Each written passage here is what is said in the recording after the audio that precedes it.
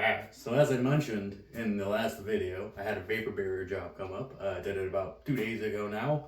Went super well, real small one, about 300 square feet, nothing major, and had no details in it, which was super, super nice too, right? Didn't get great footage in there. It was such a tiny crawl space. I like sucking my beer gut in, pressing my butt cheeks down, just trying to fit around in that thing, and my tripod just couldn't really fit in a lot of spaces. So I'll put a montage of footage up at the end so you can kind of see some of it, but I'll play that while we're going over like the customer stuff, right?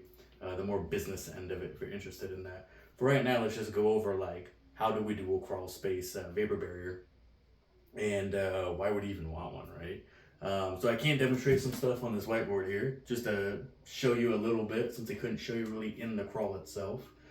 But most importantly, like why? Why do I want a vapor barrier in my crawl space? Shockingly, a lot of homes just don't have them. It wasn't code for, I don't know, some period of time because you go to a lot of crawls that just don't have them. It's bare dirt down there. What makes them so important is it keeps moisture down, and moisture is the number one issue for rot and mold, right? So when our foundations are built of primarily wood and what do you call it, insulation, right? These things collect a lot of moisture, create mold, rot, and these are the foundations of our home, right? When we start having rotting floor joists, our floors start falling in and stuff like that. So having this stuff not rot saves you a huge amount of money, and vapor barriers are really relatively cheap to put in. So having a good vapor barrier can save your ass down the line quite a bit, right? Important to have, important to check on them, make sure they're not getting ripped up. This is also why it's important to keep like rodents and stuff out. They tear up vapor barriers along with everything else, insulation on pipes, stuff like that. So make sure your home has one.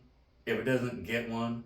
And if you never done one before and you don't have one, do it yourself. It's so easy. It's so cheap to do. And it's really just not a big deal. It kind of sucks sometimes. Depends on your crawl. But I mean, it's whatever. Every crawl is different. So how do we do them, right? It's pretty basic, really. Most houses, here's a professional image of a house, right? Is going to have posts and beams, right? So we're going to just say that this house has a single beam line. And it's got 3 posts with a single beam running down it, right? So let's say this is a 20-foot section. That's a 20-foot section. So some rules for vapor barrier is we want a minimum of 6-inch overlap all the time, no matter what. The more doesn't really get you more at all, but I like to go more anyways, just so that you don't have to recut if you measured something wrong, right? Whenever we do make a seam, we need to cover that seam up somehow. The best way to do this is just vapor tape, vapor barrier tape. It's cheap to buy, $10-15 a roll, and there's no reason you shouldn't be using it, to be honest with you. You can also get away with like galvanized garden stakes is another option. I've seen people use like red bricks and stuff like that. Not recommended by any means, but you can. So if you have 2 20-foot sections in your crawl space and we want overlap, we're going to run into an issue where these posts are in our way. We can't just flop a sheet over in there, right? So typically what you want to do is measure out 22-foot sections, right? So you have one sheet end here. And then to make it really nice and easy on yourself, do the same thing again, right? We'll do another 22-foot section and it'll end on this side here, right? And that's 2 feet of overlap in there. It's a lot, right? But it's because of these posts. So anytime we have to deal with a post detail, we're gonna cut around a post. So if this is my post and I've got a sheet of vapor barrier coming up to it, you can, depending on how big your post is, if they're a real small post, you can just do a slit down the middle, right? Just cut it right there. If it's a bigger post, you might need to cut a V out of it, right? Like you got like a 6-by post, something like that. And then we're just gonna pull this guy around it, right? So we'll end up with it sandwiched around like this. And you can try to, I guess I kind of drew that wrong. You can kind of try to tuck your ends like this, but you're gonna end up with this big blank space here. Right, it's just kind of how it goes. You can kind of like pull it in, but now you're messing up that whole line of your vapor barrier. So you're gonna end up with a little dead space here. So the reason why we go over jump post is that when we come on this side with that vapor barrier again, right, and we're gonna make our cut, and now we're gonna be flush to here, and it's gonna wrap around here, right? So we've hit our post on both sides, we're fully encapsulating that post, and we don't have any gaps or weird spots without it messing up our whole line. Because if we start pulling our vapor barrier in, then we're sucking our sides in from the wall, and now we've got these weird gaps in the ends and stuff like that, right? So that's how we kind of go about a general vapor barrier. And if you're lucky, this is all your crawl space is some beam lines and posts, right? Easy to cut around and stuff like that, right? But let's say you had a super cool plumber and he decided that there's a pipe penetration here that goes off to Narnia. Who knows what that's going to. Some dude over here dug some other utility over here, some electrical conduit, because why not, right? And now this is starting to mess up all of our system, right? The easiest way that we can go about dealing with this is cut your details first. So you cut just a bunch of squares, 3x3, 5x5, whatever you want, right? Keeping in mind that we need 6 inches of overlap, right? So we'll cut a square and we'll place that square around there. And again, we're gonna have that slit, that's how we get it on, right? So we're gonna cut one side of that, wrap it around, vapor tape it, and then tape it, to whatever that utility is coming out. Now when our vapor barrier comes across and it lays down on here, or I guess in this case we're laying down this way, my bad. And it lays down on here, we're having that overlap and we can tape it up. And that way when we're laying these big sheets out, we're not constantly just like cutting stuff in and trying to origami all these little details, right? And every crawl space typically is going to have 4 or 5 dumb little details from other trades doing whatever they do down there, right? On your edges, because this is the bigger one, right? So pretty basic. I mean, that's all it is. You're putting a sheet down, you want to keep it nice and tight, and you want good coverage and tape with 6-inch overlaps. Not rocket science. Super easy. So let's say, here's the outside of your house. There's the ground, right? And your crawl space starts here. You got your posts like this, right? And you got your beautiful new vapor barrier laid down. Gorgeous. You did a good job. What do we do over here on the wall? You can just lay it in the dirt. You are gonna have groundwater depending on, my light just flickered. You're gonna have groundwater depending on what happens, right? So, or where you live, I guess. So I live in Washington, it's wet here a lot. So typically, best practice is that we will find that line inside our crawl space and we will bring that vapor barrier up the wall and above it, right? So any of our crawl space below grade, we bring our vapor barrier up above it and we pin it there. You can pin it with all sorts of stuff. I don't know the real term for it. We call them zip zaps, but they're like, you drill a hole with a roto hammer and you put this little metal pinion in there and bop it with a hammer. And it's kind of like what do you call them? It's kind of like a rivet. It's like the same idea. You can use, my day job, we use powder actuated like pistols, the Hilti shot. Those are pretty cool, but they're expensive. And then like a cheap, frustrating method, if I'm being honest, is to make some double-sided tape. If you're gonna go the double-sided tape method, make sure you go around that foundation with some acetone and some rags, scrub that bitch all down, get it as clean as you can. It's still gonna be a pain in the butt to put up, but it's a cheaper way to go about it. So we want to come up our walls. Typically you're coming up like a foot or 2. No 2 houses will really be the same. They're all built different, right? So those are really the basics of vapor barrier. I mean, like with that information alone, you could go and do it yourself. It does come in a lot of different types, right? If you Google vapor barrier, you're gonna see an abundance of different kinds and stuff like that. Millage is how thick. The thicker, the more vapor it's gonna keep down. You don't need to go too crazy with it though. Typically like somewhere in the 8 to 12 mil range is plenty. Don't think that if your crawl space is literal soup, it's like a water bed when you're in it, that super thick vapor barrier is the answer. there's other issues in there that need to get solved. You need some kind of drainage, a sump pump, something like that's, beyond just what a vapor barrier is going to do. It might keep the vapors down pretty well, but you have other issues that like have to get addressed there. But typically what we install is 10 mil. This seems to be plenty for most scenarios. There's woven and non-woven. This doesn't add any extra like encapsulation by any means.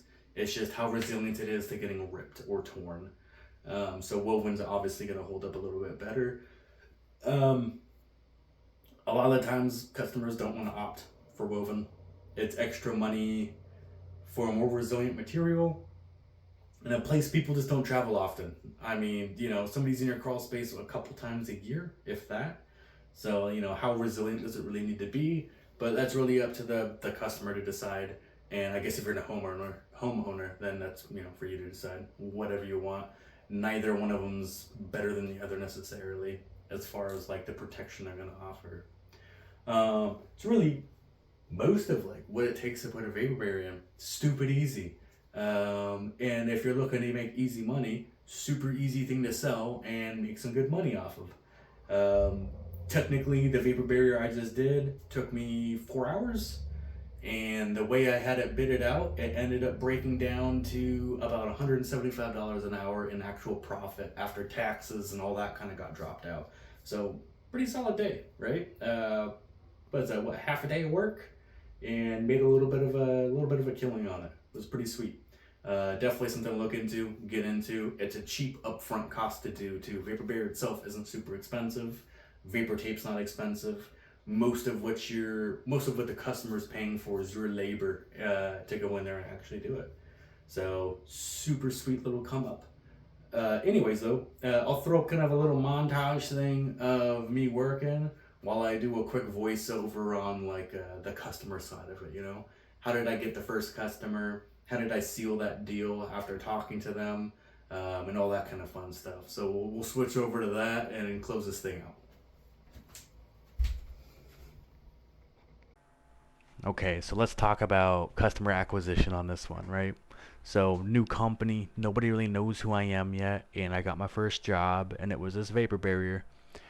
I think the biggest one that I was forgetting to do for a while is make sure you're asking how they found you. You get super excited about being found, and I think that my first few bids that they didn't end up going for anyways. Those customers didn't end up biting, but I have no idea how they found me. I'm advertising on 4 or 5 different places, and knowing what advertising is working will probably help a lot. So in this case, I do know. They found me on an app called Nextdoor, and Nextdoor is basically a place. It's like Facebook for old people. They complain on there a lot. They talk about lost pets a lot that they found, and they often will recommend and ask for recommendations on home services, whether that's people to mow their lawn, electricians, you name it, right? With a business license, you can make a business account on there. You can advertise. You can do stuff like that. That will kind of get you out there and seen. And there's like a recommendation system too, so you can kind of get like their version of reviews. So this couple found me through that service and called my phone directly, and it was an older couple, and I think this was a good learning experience too, right? So what the customer knows is what the problem is. They know what annoys them, right? And they sometimes think they know the solution. A lot of the times they might know the solution. In this case, they did and didn't want to do it, right? So the wife complains that there's a draft that comes up through her floor in the kitchen, and the whole house is slab on grade, and then they had an add-on that is now the kitchen that's got a little crawl space under it. This crawl space has no insulation. So if there's a draft coming through, obviously what we'd want to do is insulate that, right? Her husband though, not about it. He does not he does not want this thing insulated. He thinks that it's a waste of money and it's a waste of time, and there's got to be another solution. And they are convinced that the one beam in there is somehow letting the cold air come up, right? So they know the problem. I feel a draft. Their solutions are, I don't want to put insulation in. I will not do it. And I'm pretty sure that beam down there is letting cold air in somehow. Sorry. And so, you're kind of in a weird spot. You can argue with the customer and tell them wrong, but I don't know how well that's gonna go, right? So what I did notice when I was down there is the vicious lack of a vapor barrier. It looked horrendous down there. I mean, this vapor barrier turns out is 40 years old. It's in tatters.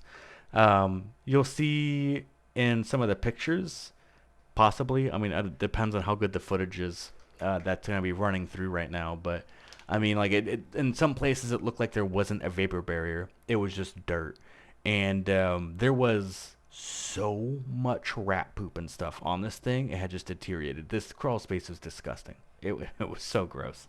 I usually don't wear Tyvek in crawl spaces. Usually I'm just down there and like, I'll tuck my shirt in and just be down there in like a long sleeve. No big deal. But this was repulsive, man. I was fully zooted up for this one. Um, so they instead, I know they don't want to do a vapor barrier. Or I'm sorry, I know they don't want to do insulation. So I'm sitting there like, all right, well, even if they said, let's do insulation, you can't feel good about an installer putting that in, knowing that it's going to be catching all this moisture from the vapor barrier not being in there, or at least not being adequate, right? So we're going to install basically sheets of mold. It's what they're going to be in 2 years, right? In their house. You can't, that doesn't feel good. I don't feel good about that job I did. So what I told them was, well, what if we did a vapor barrier, right? And I told them that there's a lot of, and this is all true, right? I'm not lying to them, but I told them that, look, you got a lot of like ground air and moisture and coolness that comes through your ground that's basically just being allowed to run rampant right now. And I think that would be a cheap, easy solution to start with. I didn't mention it to them at the time, but the amount of trash and rat shit down there, which was absolutely disgusting, right? Like you're breathing all that air in your home. Like they're gonna just get better air quality too, which is a bonus for them. Do they probably care about that? No. That sounds like a used carsman sales pitch. Like, oh, you're gonna get better breathing air too, right? Because like, can you measure that? Like, not really, right? They just think you're trying to upsell them.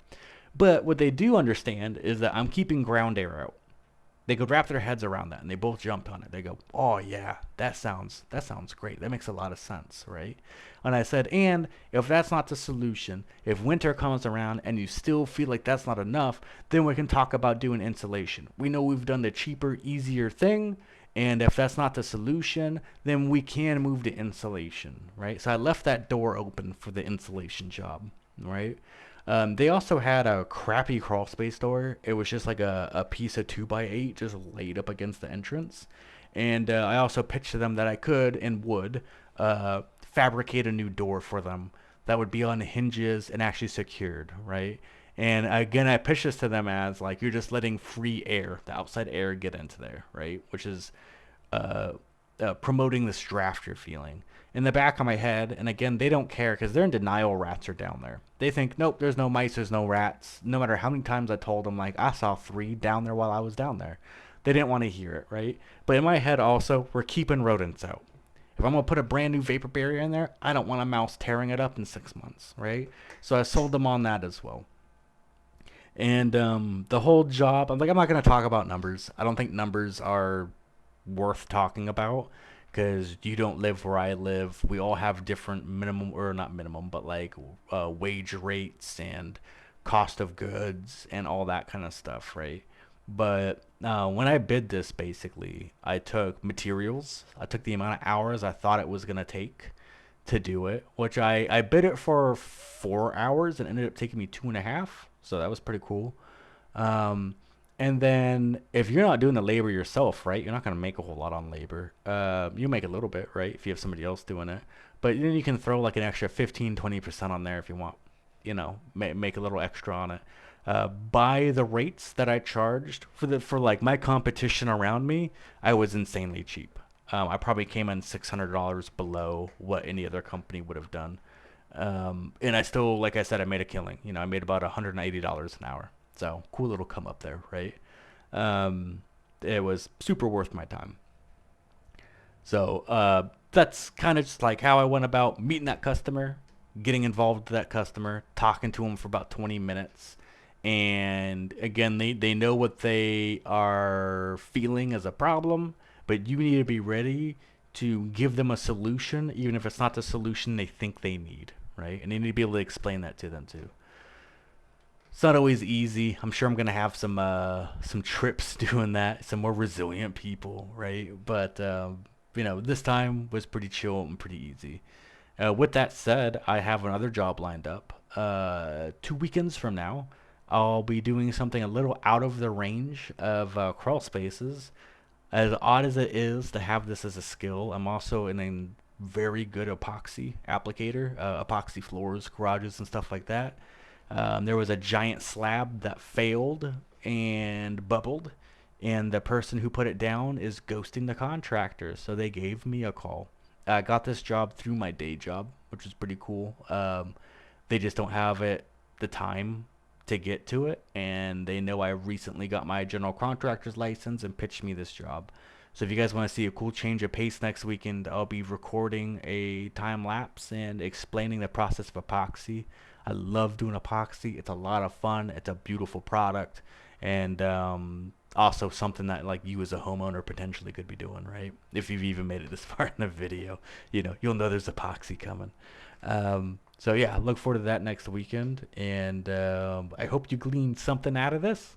If you didn't, I mean, maybe you have something that I could glean from you. So bark at me in the comments, tell me what's up, and hope to see you guys in the next one. See you later.